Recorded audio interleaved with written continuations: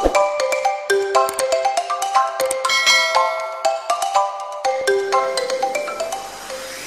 Sobat Konseling, kembali lagi di Rumah Konseling ID.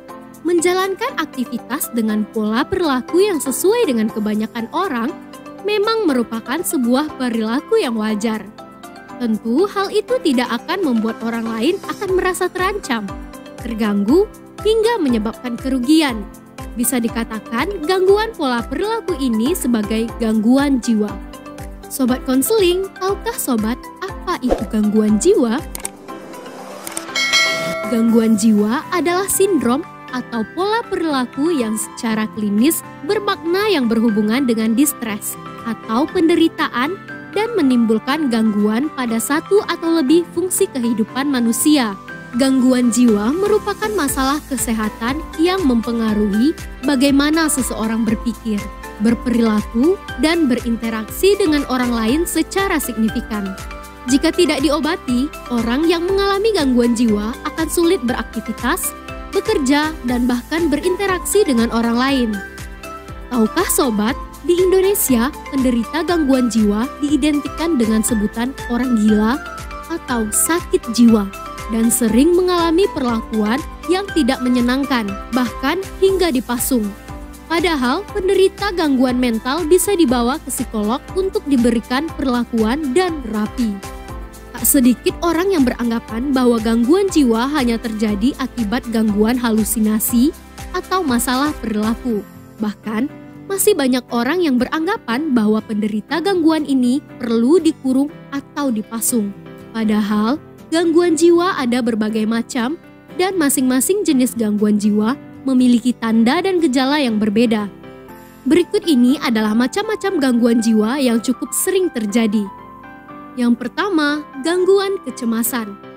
Gangguan kecemasan terdiri dari gangguan kecemasan umum, gangguan kecemasan sosial, fobia, dan panik. Gangguan kecemasan merupakan gangguan kejiwaan yang membuat penderitanya merasa cemas dan gelisah, serta sulit mengendalikan perasaan tersebut. Ketika mengalami gangguan kecemasan, seseorang bisa merasakan gejala berupa banyak berkeringat, detak jantung yang cepat, atau dada berdebar, merasa pusing, susah berkonsentrasi, sulit tidur, serta merasa cemas dan khawatir hingga sulit menjalani aktivitas sehari-hari. Yang kedua, gangguan kepribadian. Seseorang dengan gangguan kepribadian cenderung memiliki pola pikir, perasaan, atau perilaku yang berbeda dari kebanyakan orang pada umumnya. Jenis gangguan kepribadian terbagi menjadi beberapa golongan. Tipe eksentrik, seperti gangguan kepribadian paranoid, skizoid, skizotipal, dan antisosial. Selanjutnya, tipe dramatis atau emosional, seperti gangguan kepribadian narsistik dan histrionik. Yang terakhir, tipe cemas dan takut, seperti gangguan kepribadian obsesif-kompulsif, menghindar, dan ketergantungan. Yang ketiga, gangguan psikotik. Gangguan ini merupakan gangguan jiwa parah yang menyebabkan munculnya pemikiran dan persepsi yang tidak normal. Misalnya penyakit skizofrenia. Orang yang mengalami gangguan psikotik akan mengalami halusinasi, mempercayai hal-hal yang sebenarnya tidak terjadi, dan bahkan mendengar, melihat, atau merasakan sesuatu yang sebenarnya tidak nyata. Yang keempat, gangguan suasana hati. Perubahan mood yang terjadi sewaktu-waktu adalah hal yang normal terjadi, apalagi jika memang ada faktor pencetusnya, misalnya stres, kelelahan, atau tekanan batin. Namun, orang yang menderita gangguan suasana hati bisa mengalami perubahan mood atau suasana hati yang ekstrim dan dalam waktu yang cepat. Misalnya, dari mood yang stabil, tiba-tiba sedih, lalu sangat bahagia, dan bersemangat dalam waktu yang tepat. Jenis gangguan jiwa yang membuat suasana hati cepat berubah meliputi depresi, gangguan bipolar, dan gangguan siklotimik. Yang kelima, gangguan pengendalian impuls dan kecanduan.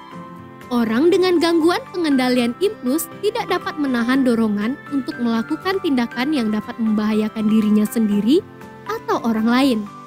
Misalnya, berjudi, mencuri, dan menyulut api.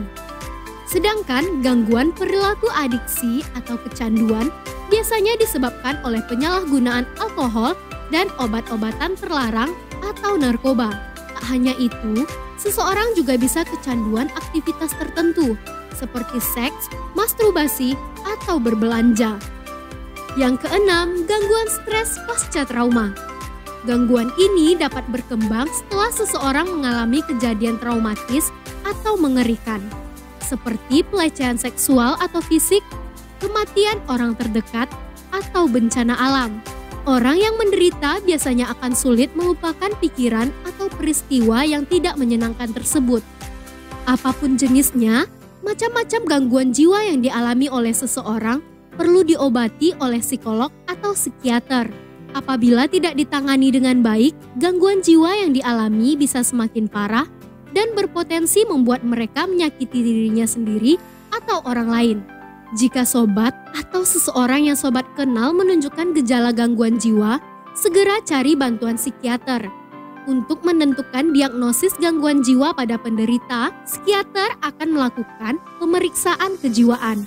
Setelah itu, penderita akan mendapatkan penanganan dan pengobatan sesuai jenis gangguan jiwa yang dialaminya. Penyebab terjadinya gangguan jiwa hingga saat ini belum diketahui secara pasti.